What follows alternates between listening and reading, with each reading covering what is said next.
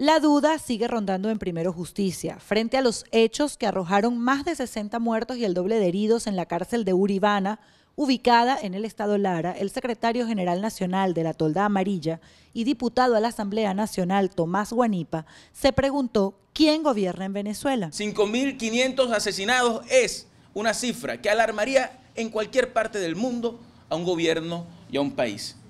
Es este mismo gobierno el que ha lanzado planes y más planes. El Plan Dignidad en el año 1999, cuando se estrenaba el presidente de la República y decía que una de las marcas de su gobierno sería la humanización de las cárceles y la reinserción social de quien hubiese cometido un delito.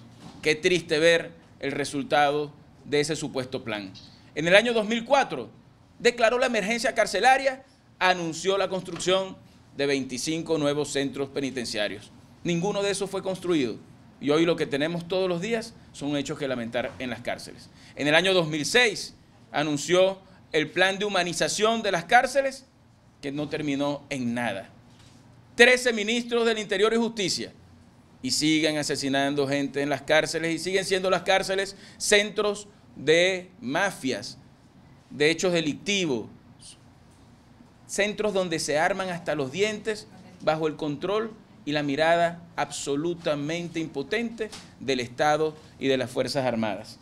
18 directores penitenciarios en Venezuela y una ministra que lleva ya en su haber el no haber podido controlar el tema desde que llegó a ser ministra, que se estrenó en el ministerio anunciando un sueldo mínimo para los privados de libertad y que se estrenó también liberando a algunos presos que después salieron a la calle a cometer asesinatos apenas horas después de haber sido liberados con el argumento de que las cárceles no podían seguir teniendo presos que no eran sentenciados. Esa es la realidad de esta patria que hoy vivimos. Sobre el anuncio hecho por el vicepresidente de la República de presentar al país un conjunto de medidas económicas, Guanipa aseguró que nuevamente se pretende sacar dinero del bolsillo de los venezolanos con menos recursos. Antes de endeudar al país, como lo han hecho, de forma absolutamente irresponsable, deberían primero ahorrar la plata que han malbaratado, regalándosela a países que pueden tener necesidades, pero que lamentablemente terminan siendo favores políticos que terminan comprando. Todo el dinero que se da a Cuba, todo el dinero que se da para construir hospitales en otras patrias, todo el dinero que se da para comprar ambulancias, para tener plantas termoeléctricas y resolver el problema de electricidad que aquí no han podido resolver a Nicaragua y a otros países, es plata que le están sacando del bolsillo del venezolano y que pudiera servir para impulsar la economía. Y tal vez si todo ese dinero no se hubiera repartido, si todo ese dinero se hubiese gastado en los venezolanos, no tendríamos la misma necesidad que hoy tenemos de, supuestamente, según el gobierno, devaluar. No podemos seguir endeudando al país mientras se siguen gastando miles de millones de dólares en comprar armas militares que no nos han servido para absolutamente nada.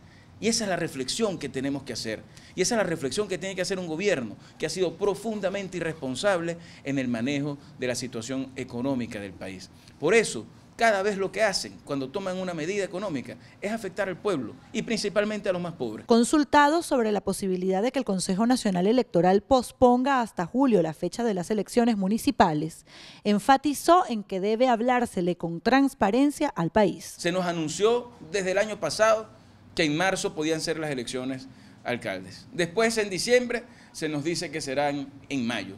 Ahora corre el rumor de que será en julio.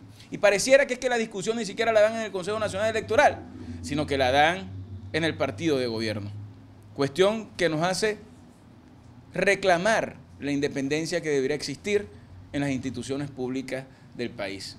Que terminen de anunciar la fecha del proceso electoral municipal, que terminen de asumir su compromiso con Venezuela de informar adecuadamente, que sean serios, que dejen de actuar como órgano de un partido político y que empiecen a mirar hacia lo que debería ser un país que actúe institucionalmente de forma transparente.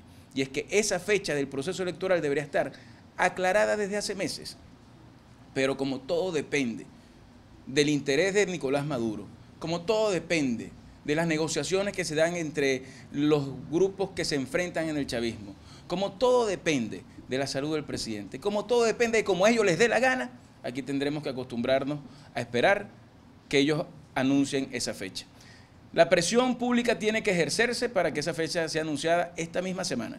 Y si en efecto es el 14 de julio, como se ha anunciado, que anuncien también cómo van a estar conformados los circuitos electorales, que estamos acostumbrados ya a ver cómo los cambian cada vez que les da la gana. Por nuestra parte, ya existe en la Unidad Democrática las comisiones necesarias para la escogencia de nuestros candidatos a concejales.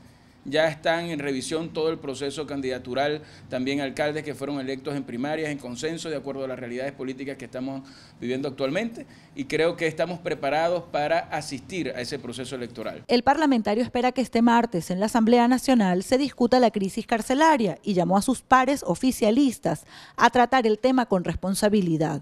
A su juicio, la ministra de Asuntos Penitenciarios debería poner el cargo a la orden inmediatamente.